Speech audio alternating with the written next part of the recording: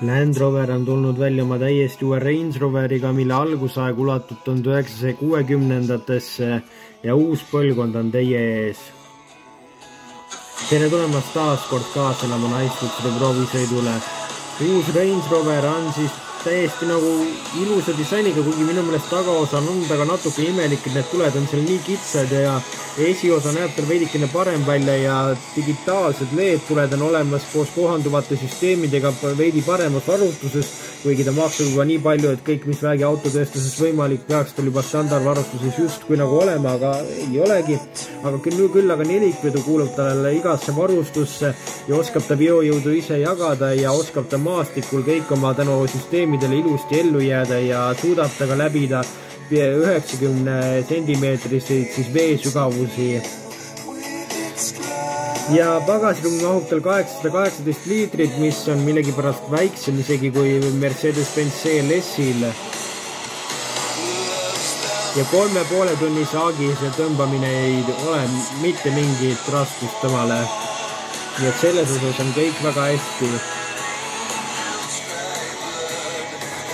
Ja saadaval ta pistik hübriidina, mis suudab läbida lausa 80 km puhtalt elektrijõul.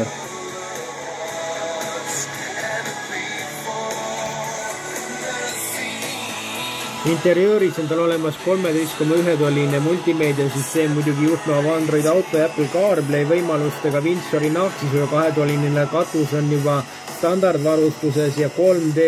siis helisüsteem Miraiden on ka olemas tal ja tõesti 3-tsooniline kliima, muidugi võiks veel 4-tsooniline olla, aga 24 erinevas siis suunas on reguleeritavad tema istmed nii massaaži, jahutuse kui ka soojendusfunktsiooniga ja kõik puidudetailid ja kõik on olemas ja taga on veel olemas eraldi oma siis igasugused need need suured telekad ja asjad kõik, mis veelgi ägedamaks muudavad istujatel seal olemist ja vaevalt, et keegi tahab taga üldse seal ees istuda ja temaga sõita, aga temaga sõita on ka väga mugav ja ta on väga sujuv ja sellega pole mingit probleemi.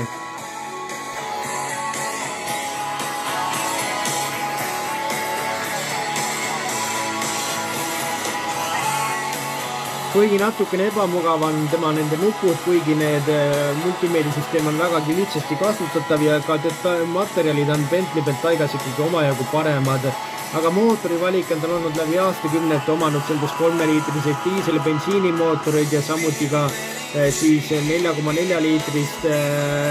mootorit, bensiinimootorit ja tänaseks pole midagi muutunud, need mootorid on endiselt valikus. 3-liitrine diisel suudab arendada välja siis 250 hobujõudu, mille korral ta tarvitab kuskil 8 liitrit sääle või siis 300 hobujõudu, mille korral ta võtab 9 liitrit sääle ja bensiinimootoril 400 hobujõudu 3-liitrine mootor on olemas ja kui sellest väheks jääb, siis on olemas 4,4-liitrine superlaaditud V8, mis tõstab appi lausa 530 hobujõuga ja kui sind huvitavad ikkagi keskkonnateadlikkus sellise suure auto puhul, kus ökoloogiline jalajälg pole teab mis väike,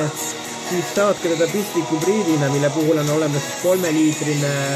siis pistik hübriidversioon ja millel on siis 510 hobujõudu ja kõikidel tema mootoritel on kergelt hübriidajam välja arvatud sellel 4,4-liitrisel V8-l. Selline on uus Land Rover Range Rover. Minu meelest tema disain ei ole nagu päris kõigile, ei saa meele järel olla hind algavad tal 127 000 eurost ja krutib välja 207 000 euroni, nii et natukene liiga kallis, natukene liiga nagu komplitseeritud võib-olla, et ei ole nagu igaühel, aga minul ei ole ka nii palju raha, aga kui teil on, siis minge ja ostke ja kohtume juba nädala pärast.